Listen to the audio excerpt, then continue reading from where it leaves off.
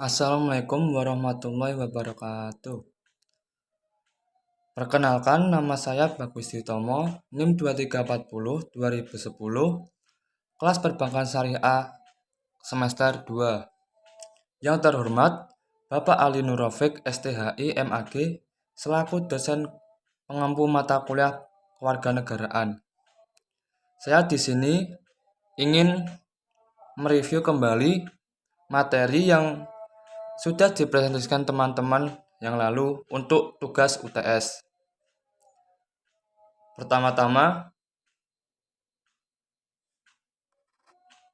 Yang pertama, saya akan mereview kembali materi yang pertama, yaitu tentang negara, sistem, dan ideologi. Materi pertama yaitu negara, sistem, dan ideologis. Yang pertama ialah definisi negara. Negara mempunyai dua arti. Yang pertama, negara adalah masyarakat atau wilayah yang merupakan satu kesatuan politik. Kedua, negara adalah lembaga pusat yang menjamin kesatuan politis itu, yang menata dan menguasai wilayah. Sementara itu, dalam ilmu politik, istilah negara adalah agensi atau alat dari masyarakat yang mempunyai kekuasaan dan mengatur hubungan-hubungan manusia dalam masyarakat dan menertibkan gejala-gejala kekuasaan dalam masyarakat. Adapun definisi negara menurut para ahli sebagai berikut. Menurut Profesor Miriam Budiarjo, negara merupakan organisasi yang ada di dalam suatu wilayah dan yang dapat memaksakan kekuasaannya yang sah terhadap semua golongan kekuasaan yang berada di dalam dan dapat menetapkan berbagai tujuan dari kehidupan tersebut. Selanjutnya menurut Plato, negara adalah manusia dalam ukuran besar atau manusia anggotanya yang bekerja sama. Dan selanjutnya menurut Aristoteles, negara ialah keluarga atau rumah tangga yang menjadi dasar pembinaan negara. Jadi, dapat diambil kesimpulan bahwa negara adalah suatu organisasi masyarakat yang mempunyai wilayah atau teritori. Adanya rakyat, kekuasaan, atau pemerintahan yang berdaulat, maka untuk dapat dikatakan sebagai negara, haruslah memiliki tiga hal tersebut. Selanjutnya ialah bentuk negara. Bentuk negara merupakan batas antara peninjauan secara sosiologis dan secara yuridis mengenai negara. Secara umum, dalam konsep teori modern, bentuk negara dibagi menjadi dua, yaitu pertama, negara kesatuan. Negara kesatuan, negara yang merdeka berdaulat dengan satu pemerintah pusat yang berkuasa mengatur seluruh daerah. Sistem pemerintahan negara kesatuan terbagi dua, yaitu sentralis dan desentralisis. Pemerintahan yang langsung dipimpin oleh pemerintah pusat dan sementara pemerintahan daerah di bawahnya melaksanakan kebijakan pemerintahan pusat. Contohnya, pemerintahan model Indonesia saat masa Orde Baru. Sedangkan desentralisasi ialah kepada kepala desa daerah diberikan kewenangan dan kesempatan untuk mengurus urusan wilayahnya sendiri. Yang kedua, negara serikat. Negara serikat atau federasi merupakan bentuk negara gabungan yang terdiri dari beberapa negara, bagian dari sebuah negara serikat. Pada mulanya, negara-negara tersebut merupakan negara yang merdeka dan berdaulat berdiri sendiri. Setelah menggabungkan negara serikat, negara sendirinya juga melepaskan sebagian dari kekuasaannya dan menyerahkan kepada negara serikat. Selanjutnya, sistem pemerintahan. Pada umumnya, sistem pemerintahan yang diterapkan di negara-negara ada dua sistem, yaitu sistem parlementer dan sistem presidensial. Kalaupun ada sistem yang pemerintahan lain, itu merupakan variasi dari kedua sistem tersebut. Yang pertama adalah sistem presidensial. Sistem presidensial adalah sistem yang mempunyai prinsip penataan hubungan kerja antar lembaga negara melalui pemisahan kekuatan negara, di mana presiden memainkan peran kunci dalam pengelolaan kekuasaan eksekutif. Dalam sistem ini, kedudukan eksekutif seseorang presiden menunjuk pembantu-pembantunya yang akan memimpin departemennya dan mereka itu bertanggung jawab kepada presiden. Kata lain menteri lah ya. Pelaksana kekuasaan kehakiman menjadi tanggung jawab MA, dan kekuasaan legislatif berada di tangan DPR. Contohnya adalah Amerika dengan check and balance-nya, sedangkan Indonesia adalah menggunakan pembagian kekuasaan atau distribution of power. Yang kedua adalah pemerintahan parlementer. Negara pertama yang menjalankan sistem parlementer ialah Inggris. Maka Inggris disebut Mother of Parliamenter atau induk parlementer.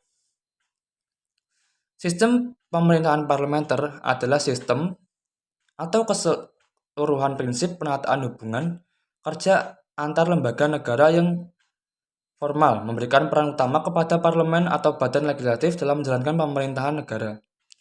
Presiden hanya menjadi simbol kepala negaranya saja. Contohnya Ratu Elizabeth di Inggris, Raja di Thailand, dan Raja di India. Sebenarnya di Inggris, di mana seorang raja tak dapat diganggu-gugat, maka jika terjadi perselisihan antara raja dan rakyat, menterilah yang bertanggung jawab atas semua tindakan raja. Selanjutnya, definisi ideologi. Secara etimologi, ideologi berasal dari ide yang berarti gagasan, konsep, pengertian, dasar, cita-cita, dan logos yang berarti ilmu. Dan kata ide berasal dari bahasa Yunani eidos yang artinya bentuk. Di samping itu ada kata aidin yang berarti melihat. Maka secara harfiah ideologi adalah ilmu pengertian-pengertian dasar. Dalam pengertian sehari-hari, ide disamakan dengan cita-cita. Cita-cita yang dimaksud ialah cita-cita yang bersifat tetap yang harus dicapai sehingga cita-cita itu bersifat dasar atau pandangan sebagai faham dan adapun definisi ideologi menurut para ahli, yaitu menurut Desut de Tracy. Istilah ideologi pertama kali ditemukan oleh Desut de Tracy pada tahun 1796 yang berarti suatu program yang diharapkan dapat membawa suatu perubahan. Adapun macam-macam ideologi. Yang pertama, ideologi terbuka. Ideologi terbuka mempunyai ciri khas, yaitu merupakan kekayaan rohani, moral, dan kebudayaan masyarakat. Jadi, bukan keyakinan ideologi kelompok orang, melainkan kesepakatan masyarakat. Sedangkan ideologi tertutup ialah ideologi yang bukan merupakan cita-cita dari masyarakat, namun cita-cita dari segelintir organisasi. Jika organisasi tersebut memimpin sebuah negara, maka cita-cita itu akan berbeda. Selanjutnya adalah perbandingan ideologi Pancasila dan komunisme. Ideologi Pancasila percaya bahwa masyarakat ada karena individu dan individu bebas berperan dalam kehidupan masyarakat. Sementara komunisme menganggap individu dan masyarakat kurang penting karena kepentingan negara adalah yang utama. Kolektivitas yang dibentuk negara jauh lebih penting. Maka ideologi Pancasila lebih baik. Baik, saya akan melanjutkan mereview materi dari kelompok 2 yang bertemakan Pancasila. Baik, saya akan mulai. Materi pertama itu sejarah Pancasila. Pancasila adalah pilar ideologis negara Indonesia. Nama ini terdiri dari dua kata dari bahasa Sanskerta, yaitu yang pertama panca yang berarti 5 dan sila yang berarti prinsip atau asas. Pancasila merupakan rumusan dan pedoman kehidupan berbangsa dan bernegara bagi seluruh rakyat Indonesia. Sejarah perumusan dan lahirnya Pancasila. Pada 1 Maret 1945, dibentuklah Badan Usaha Penyelidikan Usaha Persiapan Kemerdekaan Indonesia atau yang disingkat BPUPKI yang diketuai oleh Dr. Kanjeng Raden Temenggung Rajiman Widyoningrat. Dalam pidato pembukaan Dr. Rajiman antara lain mengajukan pertanyaan kepada anggota-anggota sidang, apa dasar negara Indonesia yang akan dibentuk ini? Dalam upaya merumuskan Pancasila sebagai dasar negara yang resmi, terdapat usulan-usulan pribadi yang dikemukakan dalam badan oleh BPUPKI. Usulan tersebut dirumuskan oleh Muhammad Yamin yang berpidato pada tanggal 29 Mei 1945. Muhammad Yamin merumuskan 5 dasar sebagai berikut. Yang pertama, perikebangsaan, perikemanusiaan, periketuhanan, perikerakyatan. Yang terakhir, kesejahteraan rakyat. Dia menyatakan bahwa 5 sila yang disebutkan itu berakar kepada sejarah peradaban agama dan hidup ketatanegaraan yang telah lama berperan di Indonesia. Namun, Muhammad Hatta dalam meragukan pidato Muhammad Yamin tersebut. Setelah itu, Bung Karno juga mengusulkan Pancasila yang dikemukakan pada 1 Juni 1945. Dalam pidatonya yang spontan, yang dikenal sebagai lahirnya Pancasila, Soekarno mengumumkan dasar-dasarnya yaitu: yang pertama, kebangsaan Indonesia atau nasionalisme, kemanusiaan atau internasionalisme. Yang kedua, mufakat atau demokrasi, kesejahteraan sosial, dan ketuhanan yang berkebudayaan. Nama Pancasila itu diucapkan oleh Soekarno dalam pidatonya pada 1 Juni. Katanya, sekarang banyak prinsip kebangsaan, internasionalisme, mufakat, kesejahteraan, dan ketuhanan. 5, bilangnya. Nama bukan Pancadharma, tapi saya namakan dengan petunjuk seorang teman kita yang ahli bahasa, yaitu nama yang cocok adalah Pancasila.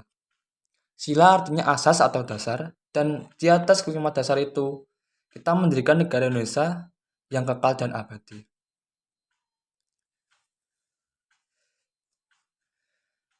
Sebelum sidang pertama itu berakhir, dibentuklah panitia kecil untuk merumuskan kembali Pancasila sebagai dasar negara berdasarkan pidato yang diucapkan Soekarno pada 1 Juni. Dan menjadikan dokumen itu sebagai teks untuk memproklamasikan Indonesia merdeka.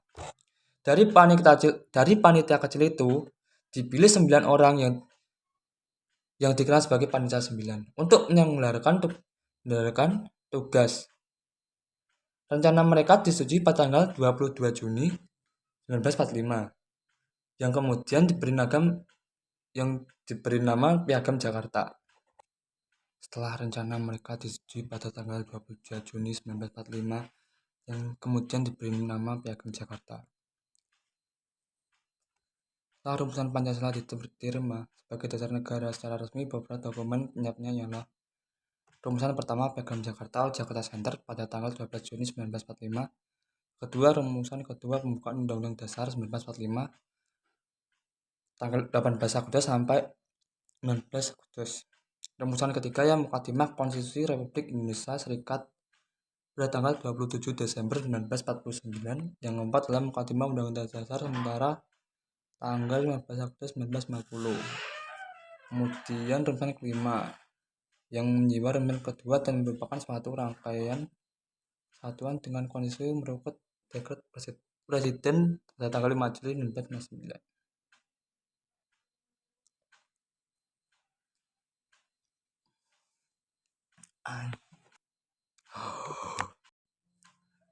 Selanjutnya saya akan mereview materi dari kelompok 3 yang bertemakan kebinekaan.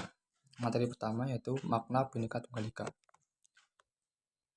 Kalimat Bhinneka Tunggal Ika terdapat dalam buku Sutasoma, keterangan Empu Tandlar pada masa kerajaan Majapahit, sekitar abad 14.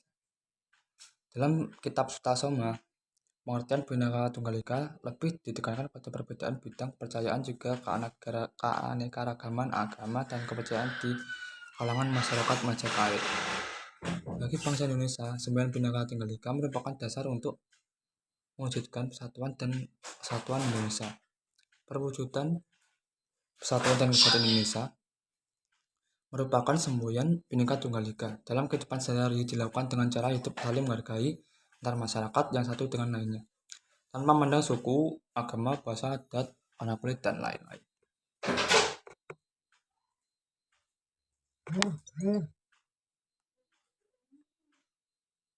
Adapun tantangan dalam berbhinneka tunggal ika. Dalam upaya mewujudkan integrasi nasional Indonesia juga ada beberapa tantangan.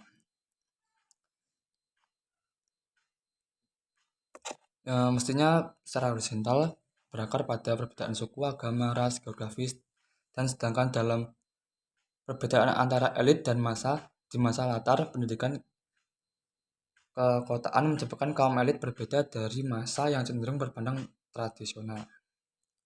Adapun contoh ancaman jika kita tidak menggunakan Bhinneka Tunggal Ika, yaitu ancaman berdimensi politik. Politik menjadi instrumen utama dalam memprovokasi perang.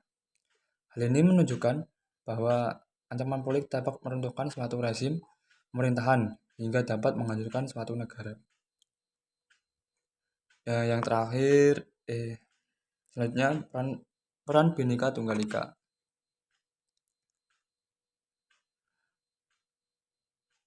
Menurut Kemendikbud, bangsa Indonesia menyadari bahwa keragaman baik suku bangsa, agama, ras, antar golongan bukan merupakan unsur pemecah, melainkan faktor potensi atau modal bentuknya persatuan dan kesatuan Indonesia. Bangsa Indonesia menyadari bahwa semboyan Bhinneka Tunggal Ika mendorong lahirnya persatuan dan kesatuan Indonesia yang semakin kokoh karena pengalaman sejarah dan kesatuan Indonesia yang semakin kokoh. Yang terakhir, penerapan aktualisasi nilai-nilai Bhinneka Tunggal Ika. Kita bisa menerapkan semboyan Bhinneka dengan cara menghormati agama dan keyakinan orang lain, melakukan pengumpulan dana untuk membiayai warga miskin yang sakit, mengadakan kegiatan lomba antar RT, mengadakan silaturahmi antar warga. Selanjutnya saya akan mereview materi dari kelompok 4, yaitu judul radikalisme dan terorisme dan radikalisme yang ada di NKRI. Yang pertama, definisi radikalisme. Radikalisme merupakan suatu istilah dari bahasa Latin radix yang berarti akar, isme yang berarti paham, yang digunakan sebagai bentuk paham atau tindakan yang melekat pada suatu kelompok dan bahkan individu yang menginginkan adanya perubahan baik secara sosial maupun politik menggunakan tindakan kekerasan berpikir asasi dan ekstrim. Radikalisme juga dapat dijadikan sebagai satu yang pengakar, bersifat fundamental, mendasar, atau bersifat pada aturan bakunya. Radikalisme dipahami sebagai suatu sikap seseorang suatu kelompok menginginkan adanya perubahan terhadap sesuatu yang telah ada sebelumnya dengan cara menghancurkan dan mengganti dengan yang baru. Adapun definisi radikalisme menurut para ahli.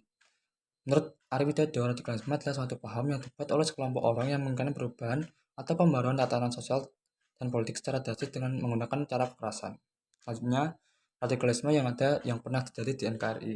Yang pertama, organisasi Hizbut Tahrir atau Liberation Party atau Partai Pembebasan, merupakan sebuah organisasi politik Islam dengan ideologi berskala internasional yang aktif memperjuangkan agar umat Islam kembali kepada kehidupan Islam melalui tegaknya Khalifah Islamiyah. Hizbut Tahrir didirikan sebagai organisasi Islam yang bertujuan mengembalikan kaum muslim kembali ke hukum Islam dengan memperbaiki sistem perundang-undangan yang dinilai kufur agar sesuai tuntutan syariat serta membebaskan dari gaya hidup dan pengaruh negara barat.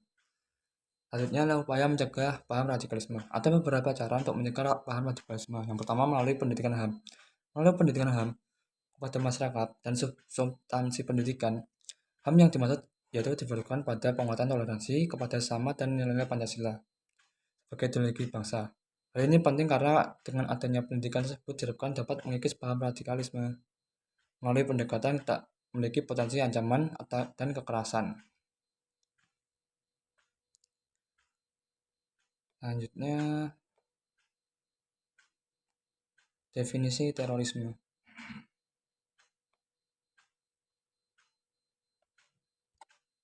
Definisi terorisme. Terorisme adalah paham yang berpendapat bahwa penggunaan cara kekerasan dan menimbulkan ketakutan adalah cara yang sah untuk mencapai tujuan.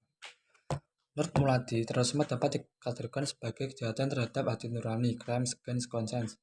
Ini karena kejahatan terorisme bukan kejahatan akibat melanggar undang-undang, melainkan karena pada dasarnya tergolong sebagai natural wrong atau act wrong in themselves. Menurut Paul Wilskin, pengertian terorisme adalah aksi teror yang sistematis, rapi, dan dilakukan oleh organisasi tertentu. Adapun motif terorisme, ada beberapa motif terorisme, yaitu yang pertama motif balas dendam. Terorisme dengan motif ini biasanya dilakukan oleh pelaku individual atau berkelompok yang terorganisir. Organisasi kejahatan pelaku individual dengan motif balas dendam salah satunya adalah contohnya ada Una Bomber. Pelaku yang nama sebenarnya adalah Theodore John ini merasa kecewa dengan lembaga riset universitas tertentu yang dijelaskan telah melakukan secara kurang layak. Selanjutnya, ia terdorong untuk menambahkan kemarahannya berupa terorisme berantai. Selanjutnya, kasus terorisme di NKRI. Yang pertama adalah bom gereja di Surabaya. Pada tanggal 13 Mei 2018, terjadi bom bunuh diri di 3 gereja di Surabaya secara bersamaan dan mengakibatkan 13 korban jiwa dan 43 orang mengalami luka-luka, dan mirisnya pelaku ini merupakan keluarga yang terdiri dari ayah, ibu, dan 4 anak. Yang terakhir adalah pencegahan kasus terorisme. Ada beberapa langkah untuk mencegah kasus terorisme. Yang pertama, menempatkan BIN berada di garis depan sebagai mata negara yang bertugas mendeteksi secara dini aktivitas yang dapat berpotensi menjadi serangan teror dapat mengancam negara dan kehidupan masyarakat. Kedua, dibentuknya Dewan Pengawas yang terdiri dari panel beranggotakan DPD RI yang secara konstitusi diberikan kewenangan pengawasan oleh orang-orang yang kalangan profesional.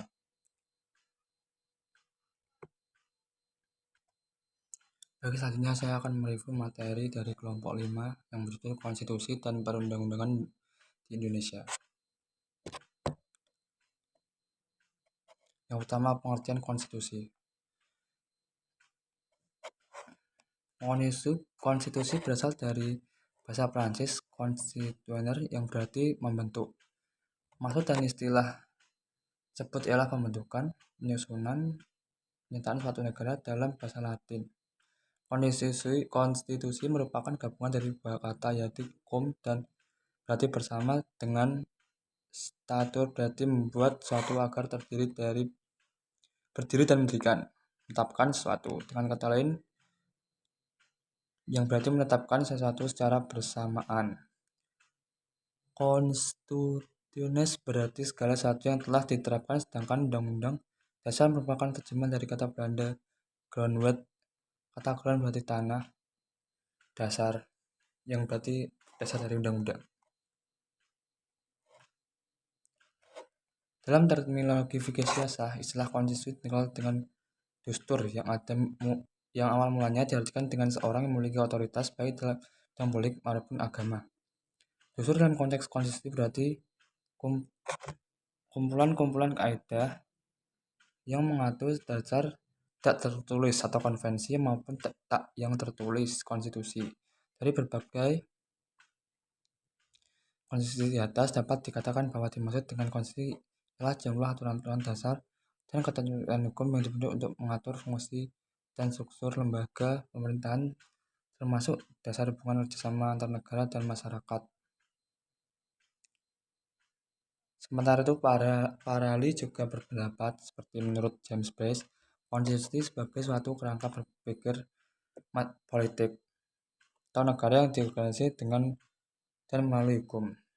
Dua, menurut Strong, konstitusi dapat pula dikatakan sebagai kumpulan prinsip-prinsip yang mengatur kekuasaan pemerintahan, hak yang diperintah rakyat, dan hubungan di antara duanya. Selanjutnya, sejarah konstitusi. Sebagai hukum di Indonesia, konstitusi juga dikenal sebagai Undang-Undang Dasar 1945. Undang-Undang Dasar UUD 1945 dirancang sejak 9 Mei 1945 sampai 16 Juli 1945 oleh Badan Usaha Persiapan Kemerdekaan Indonesia atau BPKI yang beranggotakan 62 orang. Diketuai oleh Mr. Rajiman Widyadiningrat. Pada pembukaan sidang pertama, Ketua BPKI menyatakan sebagai bentuk negara besar Indonesia, tapi tidak ada satupun anggota yang menjawab dikarenakan Indonesia yang akan mendahului kemerdekaan. Kemudian dibentuklah Panel Kecil atau Panitia Sembel menentukan dasar negara yang beranggotakan Soekarno, Muhammad Hatta, Muhammad Yamin, Supomo, Ahmad Subarjo, A.M. Maramis, Habib Sos Djokrojoso, Abdul Qahar Muzakar, Haji Wahid Hasyim, dan Agus Salim. Selanjutnya, perkembangan konstitusi di Indonesia. Pada periode 18 Agustus 1945 sampai 1987 Desember, Konstitusi Negara Indonesia yang pertama disahkan pada tanggal 18 Agustus 1945 oleh PPKI adalah Undang-Undang Dasar 1945. Konstitusi UUD 1945 yang menjadi unsur utama dari pembukaan UUD dan batang tubuh menjadi sebuah konstitusi yang sebelumnya harus melalui sejarah yang cukup panjang, dimulai dari terbentuknya PBKU sampai UUD 19 yang disahkan oleh PPKI pada tanggal 18 Agustus 1945.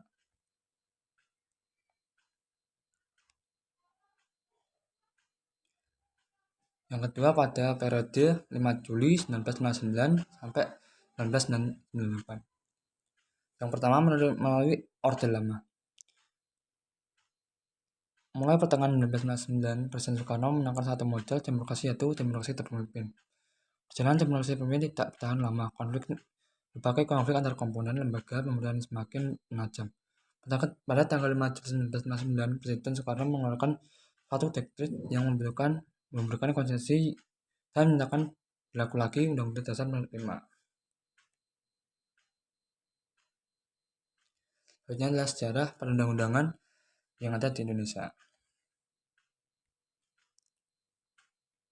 Sejarah perundang-undangan yang dapat di Indonesia dapat dikemukakan bahwa sejak proklamasi 17 Agustus 1945 hingga berarti sekarang, setidaknya sudah 4 kali Indonesia mengalami pergantian Undang-Undang Dasar. Yang pertama, Undang-Undang Dasar 1945. Yang kedua, Konstitusi Republik Indonesia Serikat. Ketiga, Undang-Undang Dasar Sementara Republik Indonesia. Yang keempat, Undang-Undang Dasar Negara 1945 Amandemen dengan 4 kali perubahan. Undang-Undang UUD 1945 juga sebelum perubahan tidak secara lengkap menjelaskan tentang proses terbentuknya undang-undang, melainkan sekedar menegaskan bahwa Presiden memegang kekuasaan tertinggi. Mengenai proses pembentukan undang-undang hanya disediakan bahwa rancangan undang-undang yang tidak dapat persetujuan DPR tidak boleh diajukan lagi pada masa persidangan berikutnya. Setelah Konstitusi Republik Indonesia Serikat dinyatakan tidak lagi berlaku dan kemudian diberlakukan Undang-Undang Dasar 1945 yang ditetapkan dengan Undang-Undang Republik Indonesia Serikat Nomor 7 Tahun 1950 tentang perubahan Republik Indonesia. Setelah keluarnya dekret Presiden 5 Juli 1999 yang menyatakan tidak berlakunya Undang-Undang Dasar Sementara 1950 dan kembali ke Undang-Undang Dasar 1945, segala ketentuan yang terkait dengan pembentukan Undang-Undang dasarkan pada aturan baik dan ditetapkan oleh Presiden maupun Dewan Perwakilan Rakyat Republik Indonesia melalui peraturan tata tertib DPR RI, khususnya ketentuan mengatur tentang proses pembentukan undang-undang. Dalam hal ini juga diketahui tentang tata urutan dan jenis penuntutan.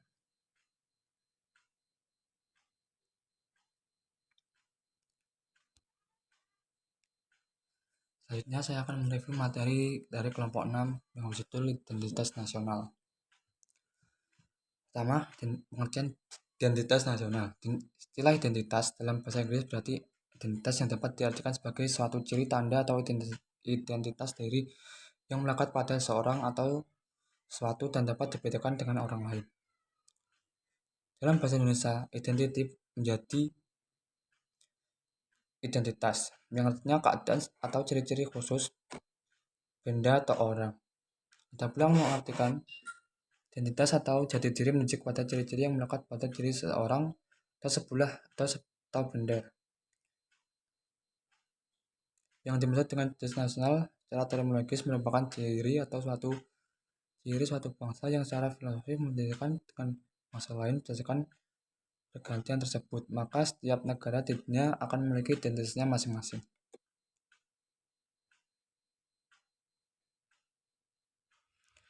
Faktor-faktor pendukungnya kelahiran identitas nasional. Lahirnya identitas nasional suatu bangsa mempunyai kebiasaan dan ciri yang sangat ditentukan oleh faktor-faktor pendukung identitas tersebut. Faktor pendukung terbentuknya jati diri bangsa Indonesia meliputi dua faktor penting. Yang pertama, faktor objektif yang meliputi faktor geografis, ekologi, demografi. Kedua, faktor subjektif yang faktor sosial, politik, budaya yang dimiliki oleh masyarakat Indonesia. Yang pertama, meliputi faktor kebangsaan. Wilayah Indonesia, faktor pertama meliputi kebangsaan, wilayah, bahasa, agama, dan lain-lain. Bagi masyarakat Indonesia yang terdiri dari banyak suku, bahasa, dan agama mempunyai ciri masing-masing. Walaupun berbeda dengan ciri khasnya masing-masing, berbagai unsur yang mempunyai ciri khas membentuk kesatuan hidup bersama, yaitu bangsa Indonesia. Persatuan ini tidak menghilangkan keberagaman dan dikenal dengan istilah Bhinneka Tunggal Ika. Faktor ketiga adalah bahasa. Bahasa resmi Indonesia adalah bahasa Indonesia. Bahasa Indonesia merupakan bahasa pemersatu bangsa sebagai pertumbuhan birokrasi dan penguatan sistem pendidikan. Bagi bangsa Indonesia, unsur kebahasaan telah menjadi bahasa persatuan dan kesatuan bangsa, sehingga bahasa Indonesia menjadi bahasa resmi negara dan rakyat Indonesia.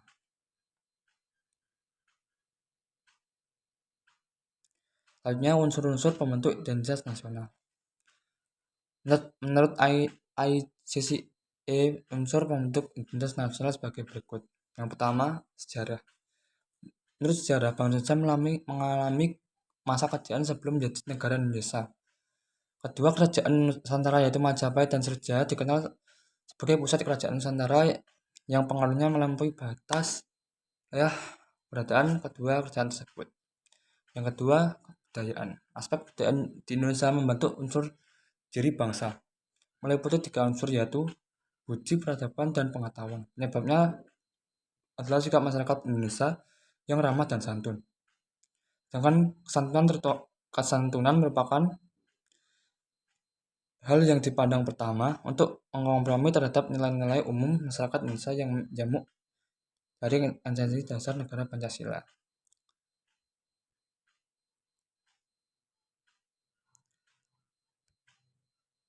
Yang ketiga adalah agama. Keberagaman agama di Indonesia merupakan identitas lain dari pluralisme alamnya.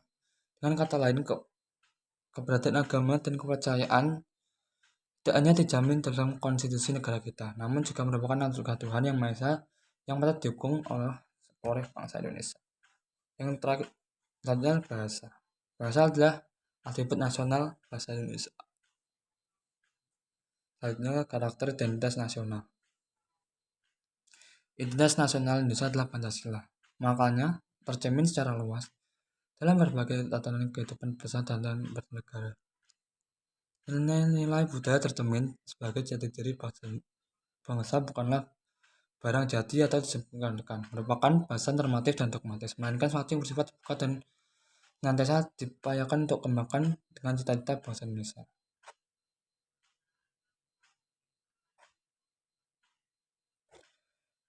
Pancasila sebagai identitas nasional. Pancasila sebagai sumber motivasi, inspirasi, pedoman perilaku sekaligus standar justifikasi. Pancasila juga dijadikan dasar nasional, antara lain sebagai berikut.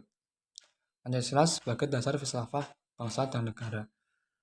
4. Pancasila sebagai landasan sistem sosial Indonesia. 5. Pancasila sebagai dasar negara sesuai dengan pembukaan Undang-Undang Dasar 1945 serta sumber dari segala sumber hukum.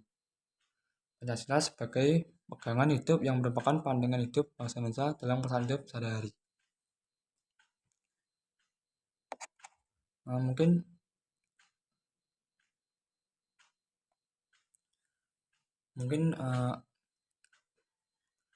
review materi telah hampir selesai.